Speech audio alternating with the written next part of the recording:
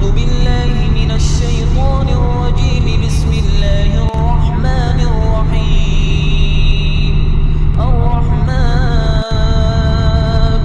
علم القرآن।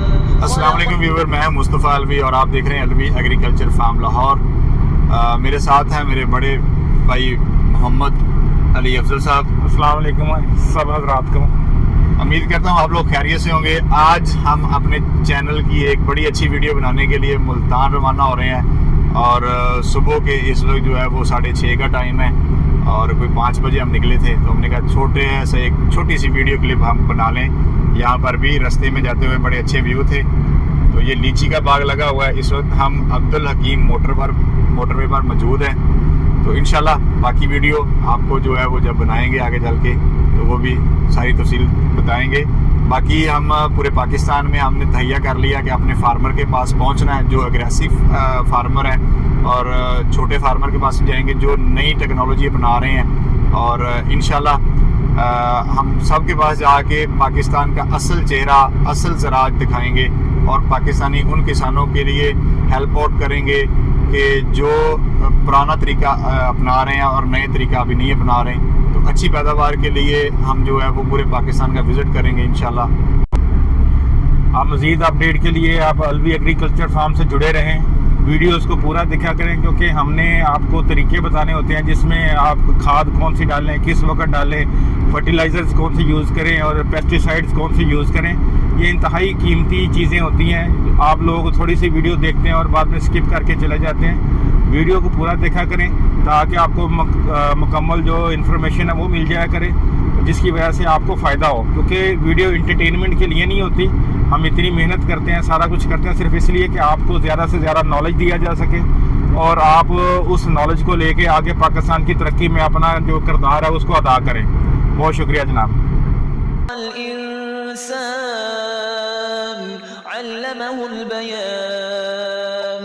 الشمس والقمر بحسبان والنجم والشجر يسجدان والسماء رفعها ووضع الميزان ألا تطغوا في الميزان وأقيموا الوزن بالقسط ولا تخسروا الميزان والأرض وضعها للأنام فيها فاكهة والنخل ذات الأكمام والحب ذو العصف والريحان فبأي آلاء ربكما تكذبان خلق الإنسان من صلصال كالفخار وخلق الجان من مارج من نار فبأي آلاء ربكما تكذبان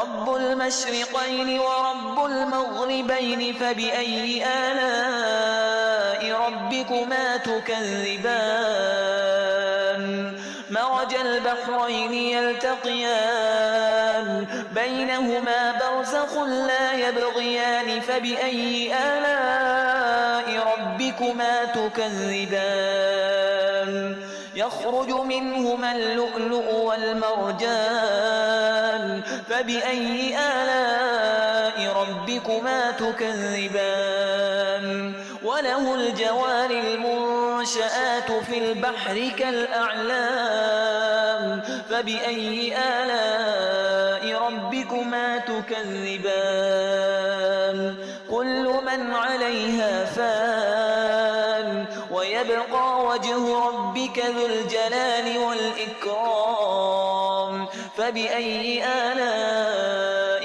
ربكما تكذبان يسأله من في السماوات والأرض كل يوم هو في شأن فبأي آلاء ربكما تكذبان سنفرغ لكم أيها الثقلان فبأي آلاء ربكما ربكما تكذبان يا معشر الجن والإنس إن استطعتم أن تنفذوا من أقطار السماوات والأرض فانفذوا لا تنفذون إلا بسلطان فبأي آلاء ربكما تكذبان يرسل عليكما شواظ من نار ونحاس فلا تنتصران فبأي آلاء ربكما تكذبان فإذا انشقت السماء فكانت وردة كالدهان فبأي آلاء ربكما تكذبان فيومئذ لا يسأل عن ذنبه إنس ولا جان فبأي آلاء ربكما تكذبان يعرف المجرمون بسيماهم فيؤخذ بالنواصي والأقدام فبأي آلاء ربكما تكذبان هذه جهنم التي يكذب بها المجرمون يطوفون بينها وبين حميم آن فبأي آلاء ربكما تكذبان ولمن خاف مقام ربه جنتان فبأي آلاء ربكما تكذبان ذواتا أفنان فبأي آلاء ربكما تكذبان فيهما عينان تجريان فبأي آلاء ربكما تكذبان فيهما من كل فاكهة زوجان فبأي آلاء ربكما تكذبان متكئين على فرش بطائنها من استبرق وجنى الجنتين دان فبأي آلاء ربكما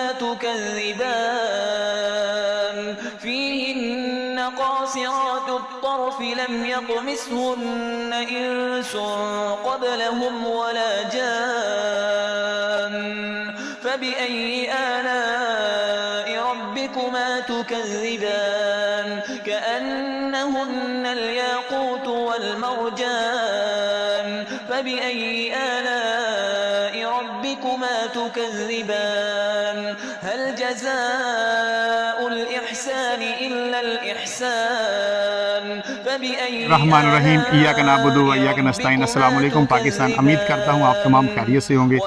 Alvi agriculture farm आज हम जो है वो मुल्तान में आए हैं और हमारे बड़े अच्छे और प्यारे दोस्त आसफ चदर साहब इन्होंने हमें इनवाइट किया, दावत दी कि आए।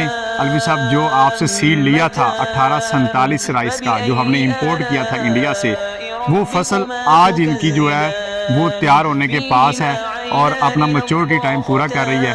तो हम बिला किसी तखीर के आसफ चदर साहब से आपकी मुलाकात करवाते हैं। आसफ साहब कैसे हैं आप?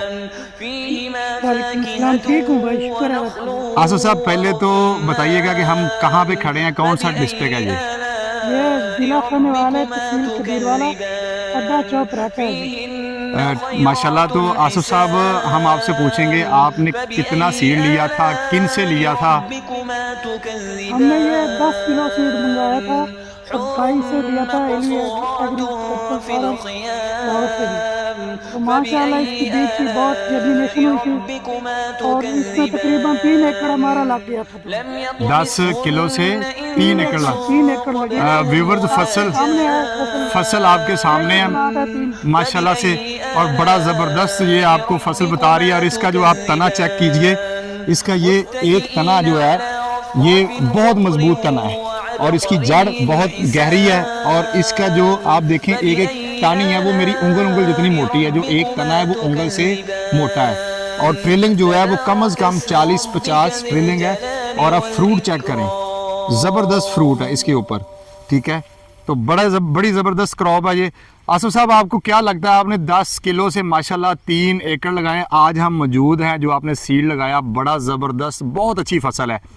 हमें तो लगता है ये बहुत ज़्यादा इसकी पैदावार। आपके नज़दीक क्या 3 एकड़ आपने लगाया, 1 एकड़ में क्या औसत आएगी, कितने मन निकलेगा? मेरे तजर्बे के मुताबिक ये तकरीबन लगता है 80-90 मन आ जाएगी इसकी एवरेज। 80 से 90 मन हाँ, एवरेज आएगी हालांकि इंशाल्लाह। मौसम भी इतना साजगार नहीं था चावल के लिए, तो काफ़ी गर्मी भी पड़ जाती थी और यकदम काफ़ी सर्दी भी आ जाती थी। ये भी इशू रहा है, अगर मौसम साजगार होता और सही टाइम पे काश्त करते तो ये 100 मन भी तकरीबन आती थी। जी, मैं अपने व्यूवर को ये बताता चलूँ कि आसिफ साहब ने धान की जो क्रॉप लगाई है, इन्होंने 10 किलो जो हमसे सीड लिया है, आज है 22 जुलाई 2023, ठीक है। तो ये सीड अब कब लगाया था आपने, पनीरी कब काश्त की थी?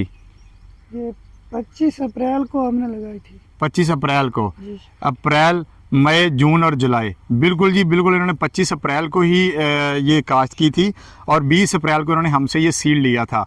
तो आज ये जो फसल है वो 75 दिन की क्रॉप है, 75 से जो है वो 70 से 75 दिन की क्रॉप है और माशाल्लाह बड़ी ज़बरदस्त क्रॉप है।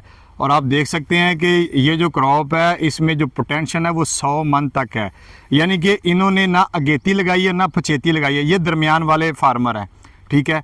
तो इस वक्त इसकी जो हम दावा करते हैं वो 90 मन, हम दावा करते हैं कि 90 मन फ़ी एकड़ पैदावार आएगी 1847 राइस की। आसिफ साहब, इसका चावल आपने देखा, इसकी लेंथ आपने देखी है, जो इसकी लेंथ है मूंजर की, वो कितनी आपके आम जो चावल है उसकी निस्बत और इसमें क्या फ़र्क है?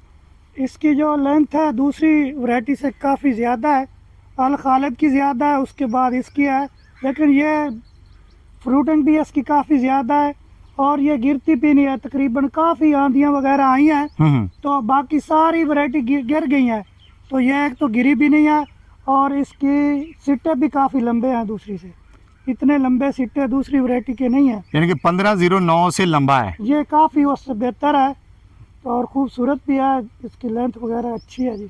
चलें जी, अल्लाह पाक आपने जो अल्फाज बोले हैं कि आपकी एवरेज जो है वो 80 से 90 मन आएगी इंशाल्लाह, आमीन, कि वो इतनी ही आए। तो हम अपने व्यूवर को बताते चले कि हमने इसके अलावा जो है काफ़ी सारी वैरायटीज़ पाकिस्तान में लॉन्च की हुई है, उनमें 1847 सरफरिस्त है, उसके बाद 1885 है, 1886 है और हम आज आसिफ साहब के लिए एक गिफ्ट लेके आए हैं कि क्योंकि ये हमारे बड़े अच्छे कस्टमर भी हैं, हमारे भाई भी हैं, तो इनको हम एक वैरायटी दिए जा रहे हैं 1985। तो इंशाल्लाह 1985 वैरायटी एक इनकलाब बर्पा करेगी। ये एक एडवांस वैरायटी है जो कि पाकिस्तान में अभी हो सकता है आने वाले 5 सालों के बाद आए। तो हम आसिफ साहब के लिए वो वैरायटी भी लेके आए हैं।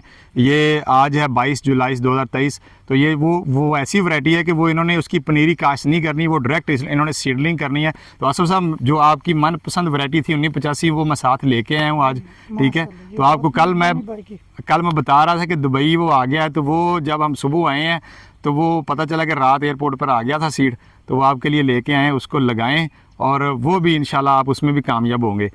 तो हम अपने व्यूवर से इजाज़त चाहते हैं इसी उम्मीद के साथ कि इंशाल्लाह अलवी एग्रीकल्चर फार्म जो है पाकिस्तान में ज़राअत की जिद्दत के लिए कोशा है। पूरे पाकिस्तान में हम अपनी ज़राअत के लिए कि हमारी ज़राअत जो है वो प्रमोट हो, लोग डिग्रियाँ लेके पढ़ लिख कर दफ्तरों के चक्कर लगाते हैं जॉब के लिए। ज़राअत एक ऐसा पेशा है, आपको बाइज़्ज़त रोज़गार भी देता है और आप फिज़िकली स्ट्रॉन्ग भी रहते हैं। लिहाजा ज़राअत का पेशा अपनाइए, अपने मुल्क को हर ज़रूरी अजनास में खुद कफ़ील करें, वो लहसुन हो, वो चावल की पैदावार हो, वो गंदम की पैदावार हो। और मैं अपने ज़रूरी अदारों से आज ये कहना चाहूँगा कि हमारी नौजवान नस्ल को एजुकेट किया जाए और इंडिया हमसे जो हमारे साथ ही आज़ाद हुआ था, आज वो हमसे 100 साल ज़राअत में आ गया है, तो हम किधर खड़े हैं। लिहाजा हमें भी चाहिए कि हम ज़राअत में आगे आएँ और इंटरनेशनल मार्केट के लेवल पर हम एग्रीकल्चर करें। बहुत शुक्रिया। बाकी ये जी हम आसिफ साहब के फार्म पे खड़े हैं। 1847 का बीज किसी दोस्त को चाहिए जो कि एक नई और इनकलाबी वैरायटी है दान में, तो आप इनसे रब्ता कर सकते हैं। आसिफ साहब, अपना एड्रेस तो आपने बता दिया, अपना नाम और व्यूवर को अपना नंबर बता दीजिए। मेरा नाम मोहम्मद आसिफ है, तहसील कबीरवाला, अड्डा चौपराटा, मौज़ा बहावलपुर है जी। और मेरा मोबाइल नंबर 0306 72 78 971 है जी। और इसी उम्मीद के साथ हम आपसे इजाज़त चाहते हैं। पाकिस्तान जिंदाबाद।